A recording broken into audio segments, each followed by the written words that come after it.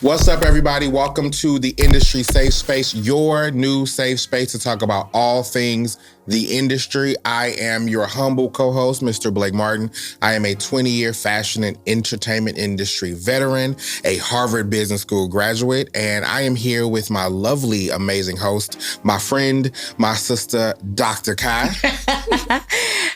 My name is Kai. I am certified trichologist, 20-plus year licensed cosmetologist, trusted silk press enthusiast. Yes, I know I have lots. Oh, okay, I was going to say it. You got the lot. I know I got lots. Just trust me. So today we are going to be unpacking a very touchy and delicate subject, but it needs to be had.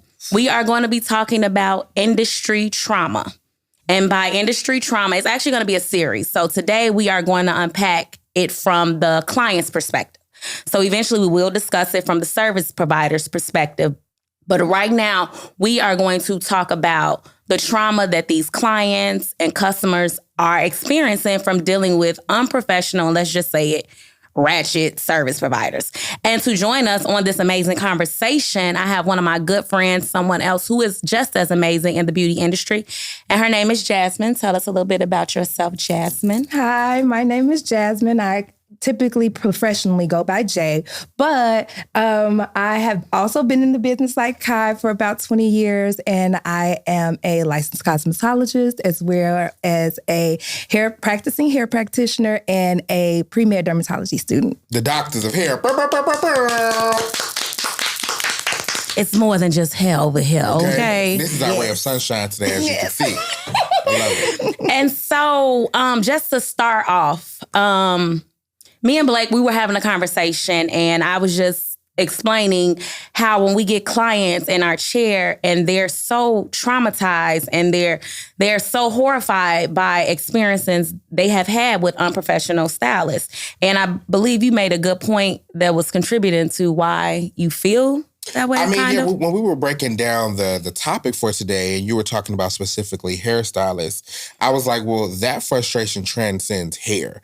That is all service providers, even in my business of photography. I think it's just the mindset of these new professionals. They don't want to work.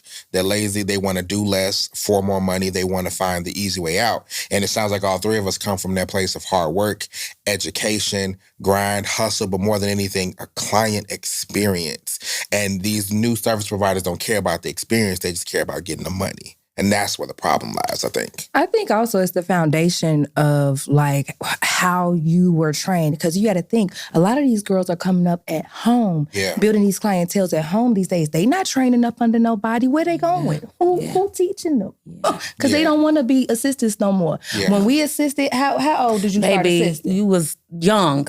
Do you see what I'm saying? So you have that foundation where you coming up like, okay, this is how they did it. They had a standard. Who's their standard? YouTube? Ooh. Oh, you came out the gate. Wait a minute. I'm just saying. She came out the gate. Violence. And that's not violence. And did. Shit. No, I choose truth. Oh. Yikes. But, there's something to be said about that because there is such a value and a blessing to have vehicles like YouTube, but also there's a detriment to it as well. Absolutely. Because you're learning the skill, but you're not learning the in-person client experience, the professionalism, what it looks like when you have client conflict, what it looks like when a client gets into your space and how you treat them and what to do. You're only learning the skill and you're trying to just push them out. And that's what they're not getting. That is very true. But you got to think about it, like coming up in the hair salon, like even just as a customer, right? I remember going to the hair salon with my grandmother, like in River Oaks or something, right? It was a different experience going out there to the hair salon where she went than it was going to Canella.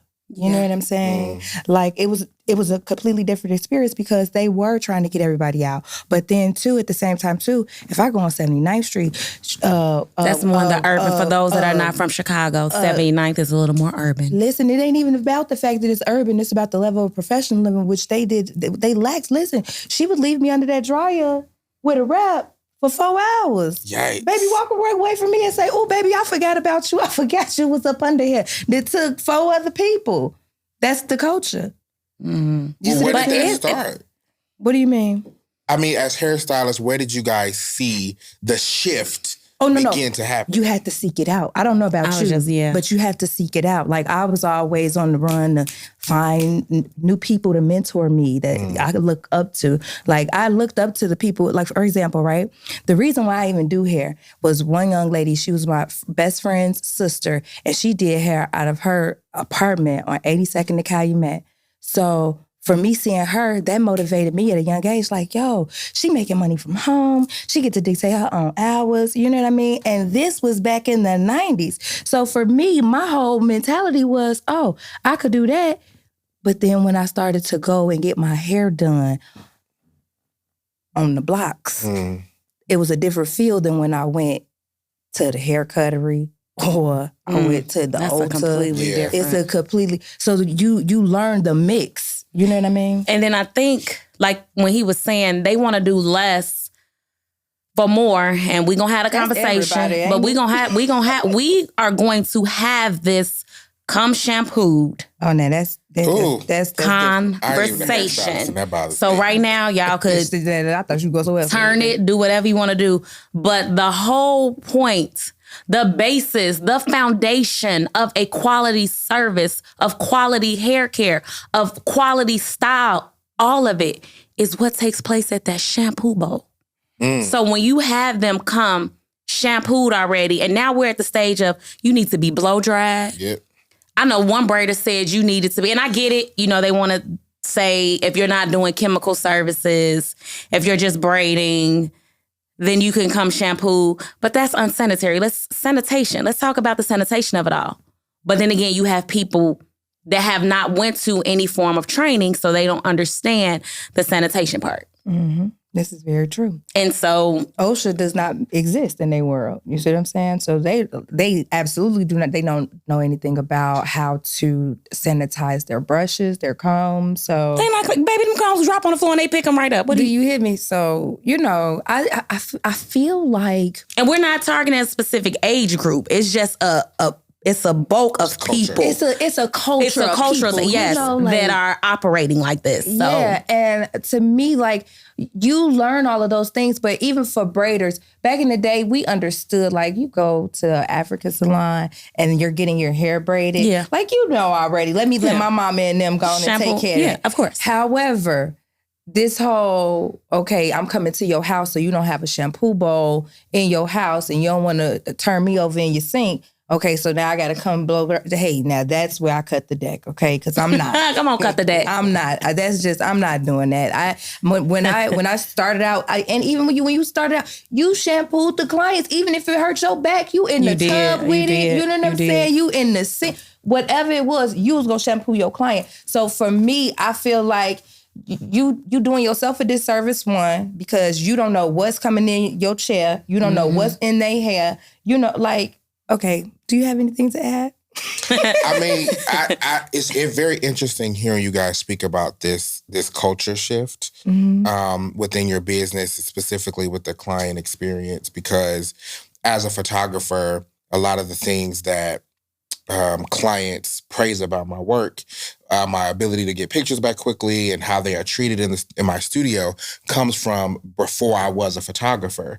And I remember being, the client and saying, it's been 3 weeks, where are my proofs? And I come to your studio and it's filthy in here. I don't even want to put my bag down. And me remembering all of those different moments. And so when I became a photographer, those were all the distinct things. I said, I have to do this differently. Because I know what the opposite of a good experience feels like. But when you guys are speaking about this, what makes me nervous, I'm not a hairstylist, but if you're saying that this generation of hairstylists is not doing it, that means they're also not teaching the next. To do it better or do it properly. So how do we get the hair industry back on track to a place of good standard? Is it possible? Or is it too far gone? Sometimes things are too far gone. It's the baby. Listen, I mean, because and we're in an age, again, get your money. Let me just say, get it how you live. Okay, I'm not going. By any means necessary? No, not by any means. She's irritated. No, I'm not gonna knock nobody. But we're in a day and age where you have unlicensed, uncertified people teaching classes and certifying people. Yikes. And I'm just, who certified you to? So you have people that will take a class in January and now they're teaching it in March, certifying people. So because she chose violence, you decided to get on the bandwagon too. Because that's what this it's a safe space. That's what it's here. It's a safe space. And let me be the first to tell you. Now, I hail from the school of thought that if you seasoned, you can teach whatever you want. You know what I mean? Okay. When I'm 20 years or better, because now you got enough. You got enough vetted in. Belt, you vetted in. It's, what do they call it? Grandfathered in? Yes. Okay. So I can get those. But I'm talking about legit what she just said about she took a class in January and then by you're teaching? No. What? You haven't even made enough errors. So people don't understand what teaching is. Teaching is more than I learned a technique, I learned a skill, and now I'm teaching it. It's conflict resolution. Teaching means I've also made the mistakes, so I know how to correct them, and I can almost be proactive and stop a mistake. Yep. You know what I'm saying? See the mistake happening before it occurs. Yeah. And so we have people that are priding themselves off certificates that they're printing at, the local Office Max or whatever, and now they're certified by someone who isn't even certified. Who isn't even certified. She's talking to you. I don't know which one of you. She's talking to you. I'm just saying, we're out here now. This is safe space. And so let's even dig into y'all about to fight me. I'm not. Well, they about to fight me. Security. We're in the age that there is a pages of things that the client should or should not do. Good night, and I've just never heard of that. Hold on. There's pages of what they should not do. If the client comes in 4 minutes late, there's a late fee. However, the client can wait on you for 2 hours. I've never heard of and there's no Now, me personally, I can't speak for everybody. If I have my clients wait and the wait takes more than like 30 or so minutes, not only am I apologetic, I'm also offering a discount for your inconvenience. Yes, I know people. It's not just you just sitting there because I'm good. It's bigger than that. And my clients know if I'm running that far behind, I'm also going to be proactive. I know if I'm doing jazz hair right now and I have someone that's coming in 45 minutes, I've been doing this long enough to know I'm not going to be done in 45 minutes. So the inconsiderateness of me to let you pull up and sit, you could have probably stopped at Target, picked up your cleaners, dropped something. So let me reach out to you and say, hey, I'm running a little bit late in case you need to make. But no, they're going to let all 4, 5, 6 of y'all sitting there. Now that's old. This list of things the clients have to do? No, that's what I'm asking. That's social media, baby. That's that new age. I grew up in a hair salon. That's that new age. Talana Wilson. She's a celebrity hairstylist. That's cool. Listen, I love Miss Talana. She's good friends that's with my aunt. So I grew up in a salon seeing the experience of how you treat customers. Mm-hmm. And so a lot of things you're talking about, I'm like, she would have lost her mind to ever say that to a client or a customer. So when did this culture of this begin and why? Listen, this is really all new with the Instagram. The Instagram hairstylist. Listen, it's so true. It's so true. Yeah, she's talking to you. Yeah.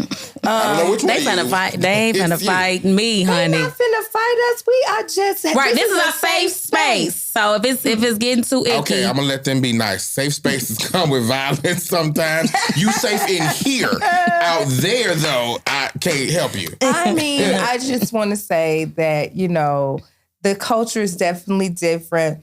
I don't know how to get it back on track. I don't know what we could add to do besides having these open conversations. My thing is, if you're my friend, right? I want to make sure that you're putting your best foot forward out here in the world. Mm-hmm. I want to make sure I'm pouring into you the things that you need to succeed. The only way that I can do that sometimes is by pulling that shade down and say, hey, friend, look, this is what's going down. You see what I'm saying? Because that's being a friend. We're being friends today. Hey. Okay, I got a question. Because I was going to say, because these emotional, don't you correct them? Don't you tell them they doing nothing wrong? So, none of that. Because they know it. Devil's advocate. I'm not saying I agree, but I'm playing devil's advocate.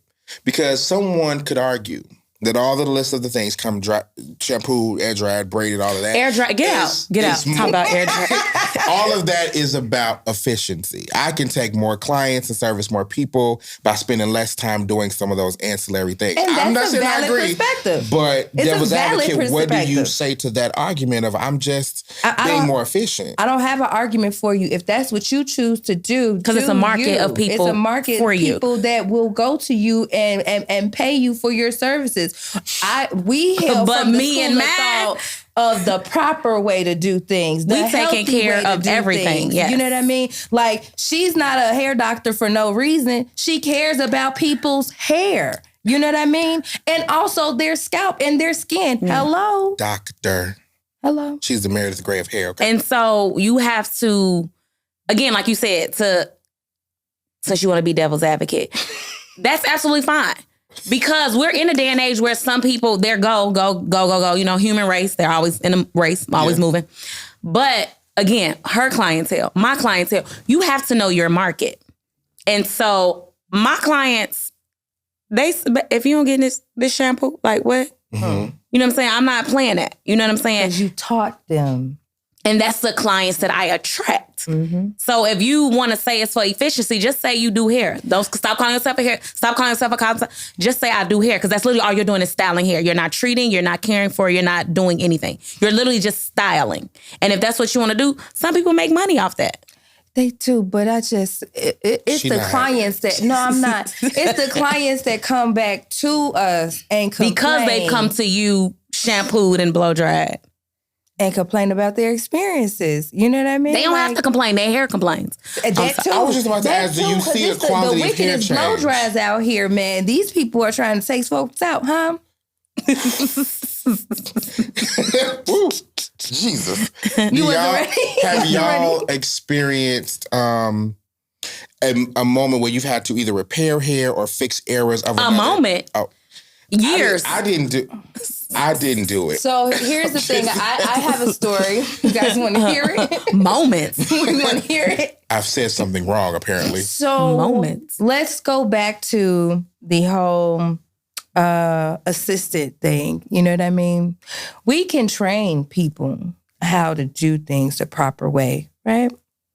But when it comes down to it, most often when you're teaching these girls, at least back then, they want to learn how to do it the fast way. They just want to get it done fast. That's what I And always they end don't up. always take your teachings into account, and they do it their own way, which then hinders the growth of your client. Now, this is your client. You have to, once you recognize the problem or the issue, if there is one, you have to then correct it. I ended up just completely ridding myself of having an assistant because I got tired of telling Going people and going behind doing the work when I know better. And ever since that has happened, the clients that I have that have stuck with me through those trials and errors, their hair is healthy now. You know what I mean? So it's just... Oh, man, I don't know, you guys. This thing, we're going into the medical field of this thing. You hear me? Because that's how deep it is. That's the only way we can help. I'm right here at the trichologist. She finna be a dermatologist. Like, And listen, when I'm telling you, that's the only way that you'll be able to help people and it be a thing, because first of all, we don't have enough Black dermatologists. We don't have enough Black trichologists who are making sure that they're teaching whoever comes behind them all of these things about scalp and skin care, period. Your skin is the whole organ of your whole body. Yeah. Right or wrong. So if you're not taking care of your scalp, like what is the scalp or skin issue that people always have? Well, now the new thing is CCCA. Come on. And I'm just like, so y'all was just... And yeast. Come on. What? Break all that down. Because a lot of people like, what? Oh, sorry. We Come lost talk y'all. to us. I'm sorry. I'm here for y'all. I got y'all. I got you. Okay. So you go ahead. I always I'm with my phone there because I'm Because they talking hospital talk. So CCCA is Central Centrifugal Centrifungal Alopecia. There you go. Now, What? It's a tongue twister. Yeah, it's a That's tongue why I was like, I wasn't even finna jack it up, and I'm a whole trichologist. I heard central air, heating, and You know vacuum what? and cooling. What? so Here's the thing. It's a scalp burn. It is. And you can have a scalp burn from either a chemical burn or chemical, which is products, or any type of tools. Like if somebody has a short hairstyle and the marcels are getting too close to the scalp and the steam, you can burn your scalp that way. And people don't understand a lot of these products that they're using is high acidity levels. And so they're not even getting their scalps back to the proper pH balance. But we ain't finna get y'all all that because we gon' it is real deep. But that's why we're saying we understand the trauma that, like, I literally be having clients in my chair like, what you using? What's that? And I'm like, come down. And initially I be wanting to say, you booked me, sis. Let me do me. Let me do. But then I have to remember the traumas and the things that they've experienced. They've experienced the people that are using Head and shoulders. I didn't want to say head and shoulders and all the, you know. I'm gonna so using all the, so you have the people using all the, and then you also have the stylists. I always tell people, and again, the women gonna probably fight the inbox, but here we are. If your stylist only got one shampoo and one conditioner, run. Please run. Please run. That's like one of the first things that I teach in the consultation. I teach that in a consultation. But you'll be surprised how many hairstylists are shampoo and conditioner. They literally have a shampoo, a conditioner. That's insane. And because they don't all do the same things. You see what? You know what? Keep me on track because I was about to start teaching. Come on here. Where we going? I gotta wheel you back in. Yes. Sorry. Because I am buffooned. I am befuddled. It's so much that goes into this. It's a really deep thing because here's the thing. You got to think, how many steps do you use to wash your face? About 7. Exactly. So your skin on your scalp is the same thing. It's the same thing. I got a question because I'm in a room with doctors, so I have to now get my free medical advice. So as a male with either I'm always bald or short hair, but I've always been told by hairstylists, I'm the person every time I'm in the shower, once a day, twice a day, I wash my hair every time. Well, did it feel good to you? I mean, it feels fine, but I'm also told washing your hair that frequently is terrible for your hair and your scalp. Is that true? You can't overwash your skin. You can't. It's situational. You can overwash your skin, but my thing is if you're only using water, that's what I said. Yeah, it's a rinse. Oh, no, I'm using full shampoos. And are you... Wait. Right, I just got beat up by the look. It was because I thought you was just wetting it down. Oh, no, I'm full shampoo every time I'm in the shower. And then what? And are you talking every day? Every day. Well, do you have dry patches? I don't have dry patches, but I've always had short dry scalp. I've always had it. It's probably from over shampooing. You might want to. And I think it's because I'm a clean person, but I always feel like your scalp is dirt. Like it feels like you gotta. Yeah, but you can just wipe it down with some water. Just like how they tell you sometimes you don't even have to wash your face completely. Like you can just tone your face. No, not every day, but I'm talking about that midday. Yeah. Like, let me go and wipe myself down with some witch hazel or something like that. Yeah. It's the same thing for your scalp. Like, if you take 2 to 3 showers a day, don't shampoo those 2-3 times. Oh, yeah, I'm in there every day. Are you conditioning? Are you do any type of moisturization? You're literally just stripping your hair of all this good stuff and not putting them back in. Yes. I shampoo and then I leave my home. I don't do nothing. Stop doing that. Thing. Okay. Like, for example, we can't, she could. I could if I wore a washer and go every day, wash my hair every day. But I wouldn't. I would just, rinse it with some water and put a little conditioner on the ends of my hair. That's just me, though, or some type of moisturizer. You know what I mean? But because your hair is short, I still wouldn't do it every day. No. Okay. You know what I mean? Yeah, I'm in there every day. See, and that's probably why it's dry, baby. You gotta let that sebum come up to the scalp, and support you a little bit. Sebum. What? Sebum. Sebum. All right, y'all. I'm lazy. I'm not gonna do it. Y'all research what that is and comment below and educate me. Because by the time I leave, I'm gonna forget that. So. Yes, and so, like I said, I get clients. They get in my chair. They need to know everything I'm using. And then we have the horror stories of I asked for a trim and then I got a haircut. And so when we talk about that trauma, now I ain't gonna get on the clients. We're gonna say that for another episode. But as a professional, let me ask you. So when a client does ask, because I know what I do, when a client asks for a trim and they need more than a trim, I'm the person, I literally always take a picture of my client's hair and show them what they're working with. Because a lot of times stylists will just say you needed your ends trim. I don't know. So I like to show them. So once they can see, I'm like, so you see all that. We need to get rid of that. But if you scared, we don't. So do you just naturally cut it, or do you give them the... Here's the thing. If we've built a rapport... them clients, listen, I'm talking about new people. That's what I was about to break. No. My regulars, I just grab shears and go. You hear me? So for new clients, I try to ease them into the knowledge. Yeah. So I'm trying to teach them the reasons why. Here is why we need to trim this. Absolutely. And this is what it looks like when it's healthy, when it's not healthy, blah, blah, blah. So to your point, yes, I do take pictures for them and I use a white cape so that they can see the line. Because my thing is, I need to be able to comb your hair down and see my line from my last trim. Yeah. Because I know if I can't see that, baby, I know that you done did some things with some heat. They always want to say, hey, you know, because I know. I'm like your doctor. I know everything. I know it all. Don't lie to me. So, but for new clients, I do try to ease them in and I teach them why. And then after that, I usually just go with, okay, so this first time, I'll save you a little bit. You know, you got to get that speech. I save you a little bit this time. But next time we going in. We going all the way in, baby, because I can't work like this. I need to be able to see my line. Like, it's my line. It's interesting. Yeah. And so when we talk about clients, well, stylists and licensing, let's dig into licensing. Lord. And so again, we have the stylists that are self-taught. Self-taught with what, braids? Oh. You have the stylists that are self-taught. And so from a person who went to hair school, who went and got licensed, who took the test, who went to school for instructor training, who went to school for a trichologist.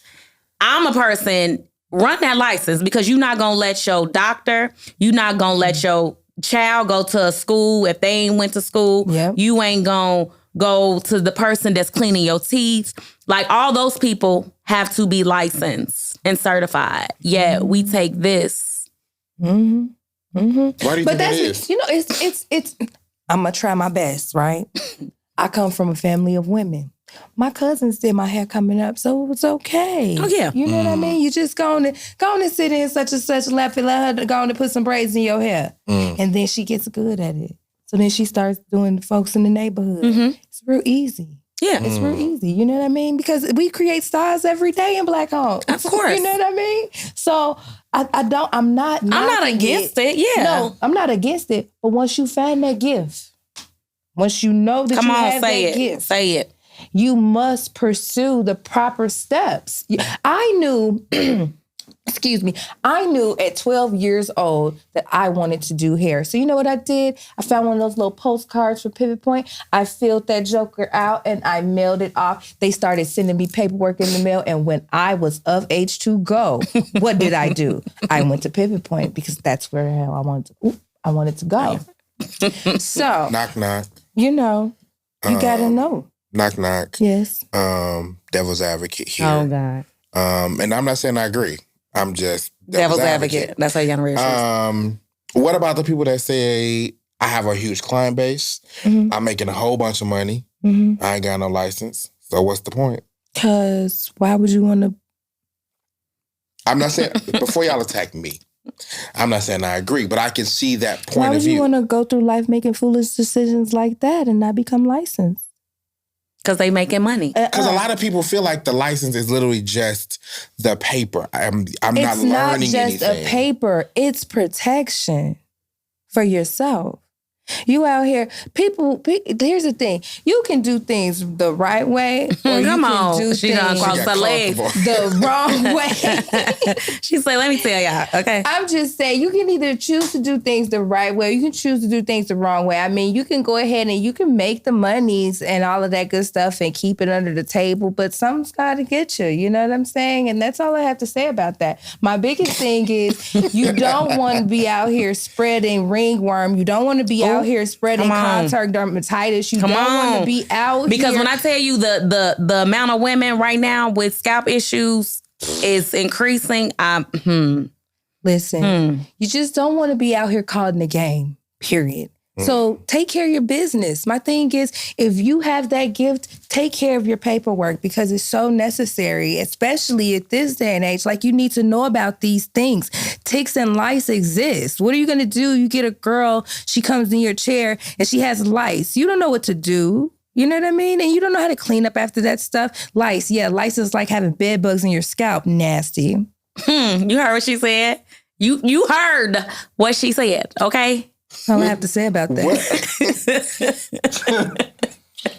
You didn't like it? This episode is so violent.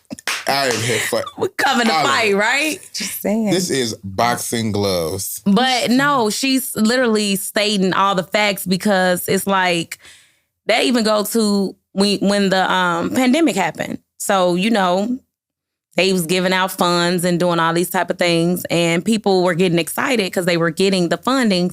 But one, you don't have the license for these things to be forgiven.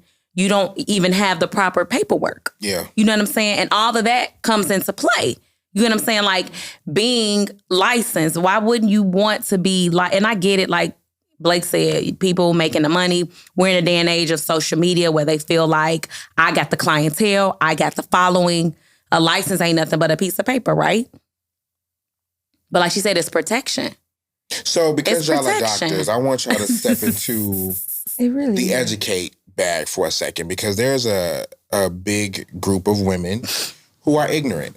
And, you know, because they've either gotten their hair done by somebody in the home their whole life, or these hairstylists we're talking about, that's all they know. Mm-hmm. So educate that ignorant woman of what the proper things to do are, what are the red flags when working with the stylist, what should they be looking for, help them, because a lot of people go to these stylists because they don't know that it's wrong. So what should they look for? What are the red flags? So I'll start, and I know she gonna piggyback on this, right? So I'm really a consumer first. I do not do my own hair. It's rare. Like today, I had to flat iron it. A mess. Okay, you look good, friend. You look good, friend. Well, thank you. But I would rather call her and say, "Hey, you got an opening. You know what I mean? Let me get in." So for me, I'm always hailing from that school of thought. Like, as a consumer of this, what do I need to look for? I need to interview these people, and I have to teach people that that's what you're doing when you go to a new hair salon. You want to make sure that they're over there washing those brushes. You want to make sure that they're not putting chemicals on people, leaving them on for hours at a time. Pay attention to those types of things. You know what I mean? Not to mention the fact that, hey, if I come into her hair salon and I'm looking at her products, what products is she using? You know what I mean? No, you're fine. Oh, I was like, is it no. Oh, okay. So, you know, color line even. If you're using... But how does the consumer, the So, things. Paul, let me say before one thing, as she finished, the one mistake that a lot of clients make and they end up upset is going to people based off follower counts. Okay. That's one of the biggest errors. And don't get me wrong, there are amazing stylists that have large follower counts. But you have some people that are going to people based off that. And if you look at their pages, most stylists have what they do on their pages. Mm-hmm. Meaning, if you go to some people pages, all they may have is wig installs or styles. Like literally, they're just showing you styles, which means, I'm sorry to hurt your feelings, they're good at styling. Other stylists... She's speaking. If you go to other people who actually care about hair, you're going to see posts about product usage. You're going to see... Because we're in the day and age of we're interacting with social media, correct? Mm-hmm. So you're going to do a before and after, meaning This is how she came in. Let me walk you through the steps because I took the time and I'm aware of what she needed. So this is what I went through to get her here. So I'm letting you know I'm more than just a stylist. I am knowledgeable. I am a cosmetologist. I am a hair care specialist. I am a hair loss practitioner. I am all of this. I communicate this. So I always recommend most people do your research. Majority of people that come in my chair, they're like, girl, I've been following you for 6 months to a year. And everything you be talking about, I was like, it's finally time. Girl, what about the ones, now this ain't the episode, but the ones that come in and be like, girl, I've been following you for years. Years, you stalker.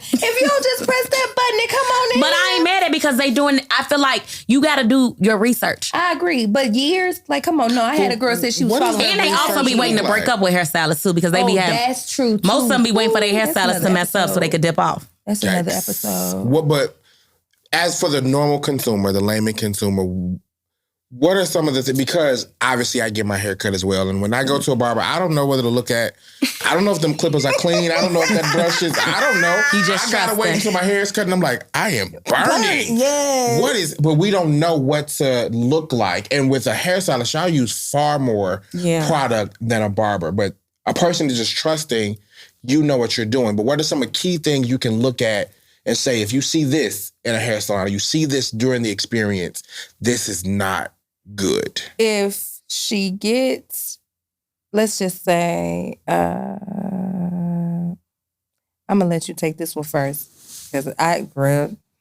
So one thing, you have to be honest with yourself. Let's call a spade a spade. Be honest with yourself. Are you more concerned with the style and how it looks, or is your focus actual hair care? Now, yes, you can have both, but some people are willing to compromise their hair care to get a certain style. Then you have others who will look okay because they're protecting their hair and they're going through something. So first, be honest with yourself. Do you give a rat's about your hair? Because if you care about your hair, then moving forward, look at, again, we're social media. Look at their page. You can literally look at forget the weave, forget the extensions. If you've decided I need a hair care provider, look at their natural hair. Look to see before and afters. Look at returning clients. If you're following a page and every picture is new, no one's returning, you want to see she been with her. You know how you do the post, this client's been with me for 4 years. Look at her hair growth. You want to look for stuff like that. And I know it may seem frustrating, but that will eliminate a lot of disappointment, damage, sometimes that you can't get back from. And I'm going to go deeper real quick before you finish because I'm spiritual. Y'all got to stop letting everybody play in your head. This is your crown. This is your crown where your thoughts, this is your brain. This is your mind. And you all are letting wicked spirits and demonic people play in your head. And you're wondering why you're depressed. You're wondering why you're sad. You're wondering why your hair ain't grew back since they cut it. Say that. But I'm sorry. No, because you did exactly what you were supposed to do. I'm proud of you. I am proud of you. I just think that it's certain things that I look for, like color lines, but people don't even know. You're right. Like with your devil's advocate, you are right. Because people don't know to look for certain color lines or even ask. Like in my consultations, I'm always like, so what color line did your last hairstylist use on you? I don't know. Can you call and ask? Because I need to know that so that when I formulate here, I need to be able to make sure that this is going to match the same tone. Some people use Wella, some people use Prt1. Those two don't always mix. Yeah. You know what I'm saying? So if a client is in your chair and they have concerns, what is the best way for them to ask or without you feeling offended or checked? Because it was an example. Is it called Barberside? Yeah. So I remember being at a barber one time and I looked at that jar of Barberside and it was looked like about 8 years of hair floating about. I was like, that can't be right. Listen, but also I don't want to be like, hey yo, bro, clean up. He like, let me do this. That's just today's worth of hair. Chill out. So I shut my mouth. But how does a client say, I'm concerned before I let you in my head? Listen, it's your money. Are y'all offended? No. Me personally, I'm the type of, the consumer that's going to call. And I'm also the person who's welcoming as a business owner who wants you to call me. I can only get better if you pull my coattail. I don't need clients that come to me and pay me to get their hair done, but yet when they leave, they have this, that, and the third to say, I don't operate like that. And I'm sorry. It's not me. Meanwhile, back at the ranch, though, I really feel like you always have to have an open door policy when it comes to critiques. Yeah. How do you get better? True. You have to be open to constructive criticism.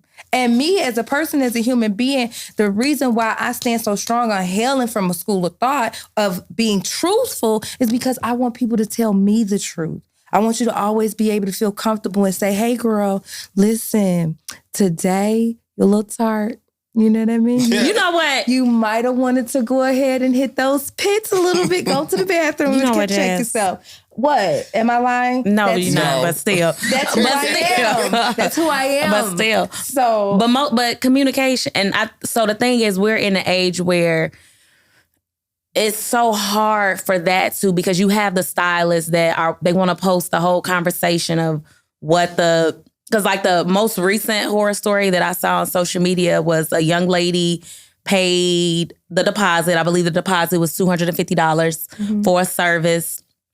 And she booked the appointment, the young lady day of appointment. That's another thing. Y'all with these day of cancellations, if it's not life or death, come on now, y'all got to stop because you went out last night canceling appointments. Girl, it's I can't make it.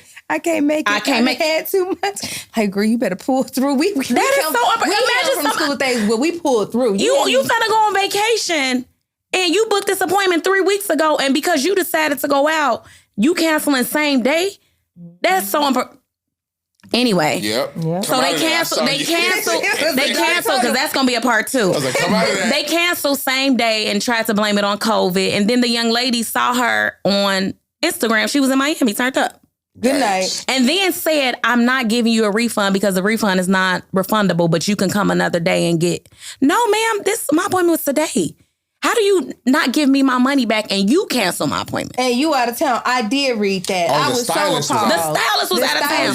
But then she canceled the same day but said you cannot get your deposit back. But no, she also gave her the runaround about the deposit prior to. And that's listen. Anytime you cancel, that deposit got to come right back. You hear me? And right back. I'm automatically sending the deposit back before I even call you. I've already sent the money back.